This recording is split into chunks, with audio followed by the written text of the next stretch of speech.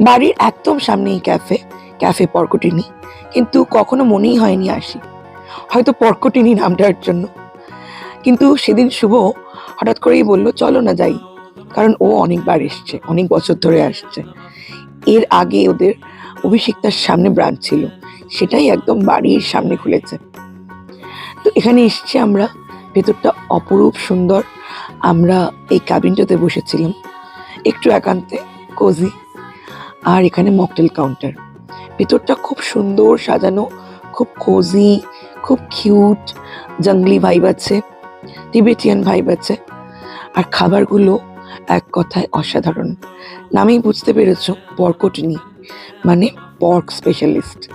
তো শুভ আর ফুলু নিয়েছিল পর্কের একটা সিজলার। আমি যেহেতু পর্ক খাই না, তাই আমি নিয়েছি নাগা বাম্বু শুট চিকেন। এটাও অত্যন্ত ভালো খেতে। চিকেনের রেগুলার ডিশ খেয়ে আমি জাস্ট ক্লান্ত, তাই নাগা চিকেনটা খেয়ে উইথ ব্যাম্বু শুট আমার দারুণ লেগেছে। আমি আমার জন্য নিয়েছিলাম এগ চিকেন হাক্কা চাউমিন। এটা দারুণ খেতে, এত সুন্দর চাউমিন আমি হয়তো কখনো খাইনি। এটা চাইনিজ নয়, এটা হোমমেড নয়, এটা অন্যরকম খেতে।